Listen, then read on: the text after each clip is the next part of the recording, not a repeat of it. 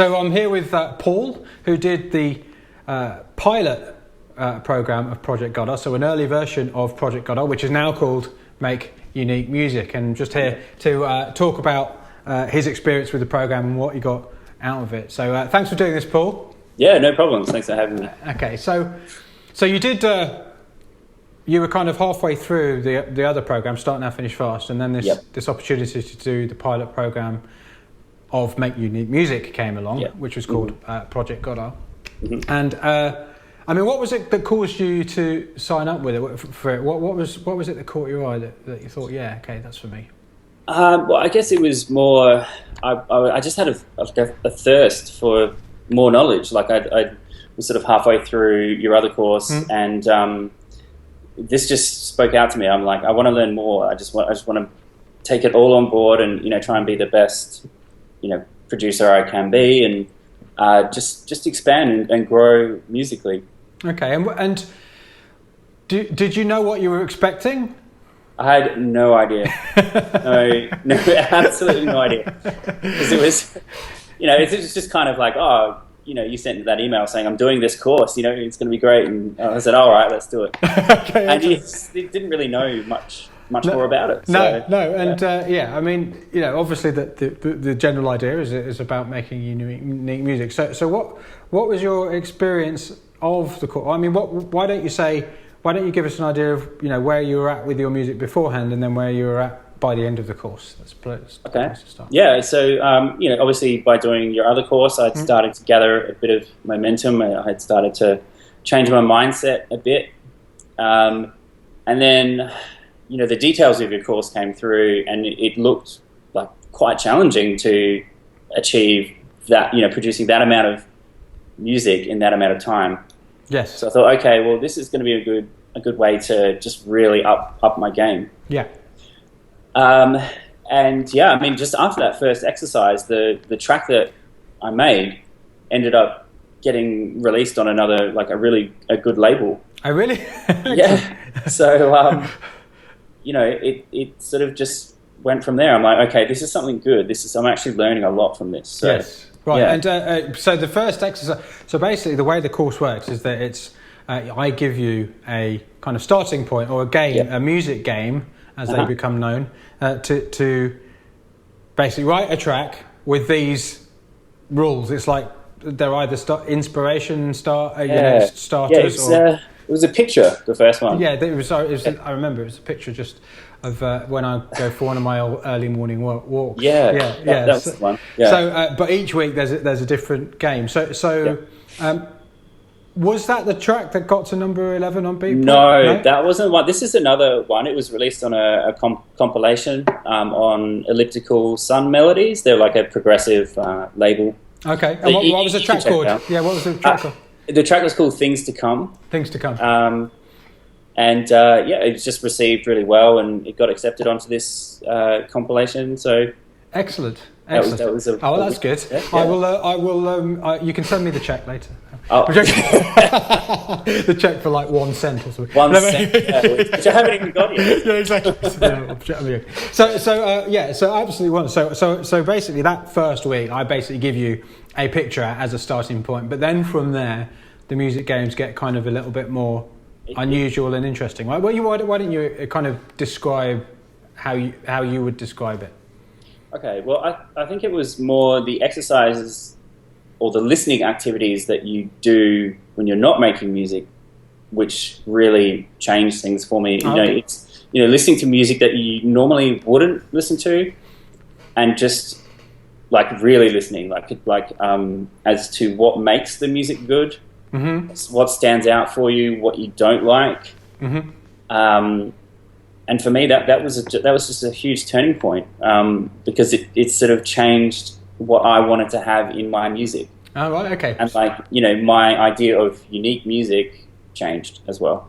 Yes. Along the journey. Yeah, I mean, one of the things I've noticed from speaking to a lot of different producers is that, I mean, we all do it. We get very kind of the way I can't think of a shorter word for it, but ossified, like kind of set in these kind of genre, you know, like well, I'm writing tech house, so therefore, you know, I must have this beat. Yeah, exactly, and it's got to be like this, and the fear of even like taking anything from somewhere else and seeing what happens stops you, and so what you end up doing is sounding like everyone else, like everybody else, and you get sick of it. You do, and everyone else gets sick of it too. So you know, the idea of this course is about kind of broadening, what you know, what you can do. I mean, because really, it's like a never-ending journey, isn't it? Finding that unique sound.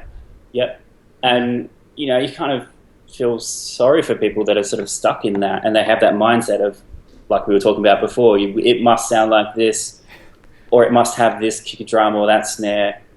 No, it doesn't. Like, who says? Who says? Yeah. Well, I mean, you know, as I say in the course, it's like a genre is just an agreement between a group of people about on a sound. On a sound. Okay, so if it has X number of elements, then we're going to agree that this is a genre. But that is changeable. Like all of those individual elements alone are changeable, and it still can be perceived as being in that genre. And it's just playing with those ingredients.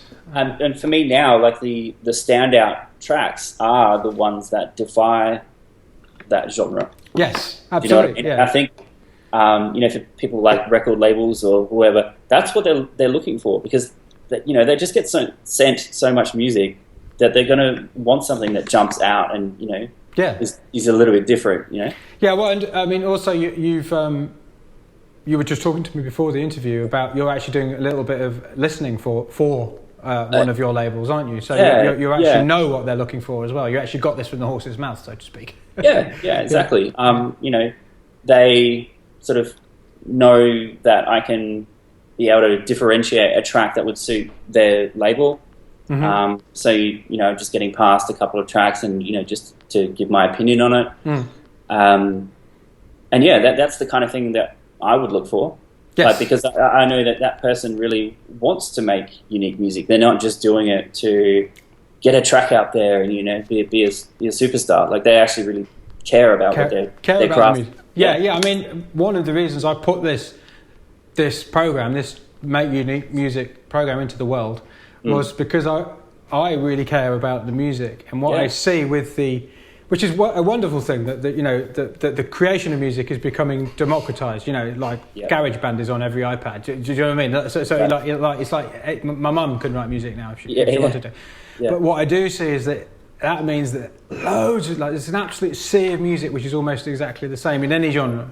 Yeah. And if the scene is to flourish and grow, we need those people to push it forward.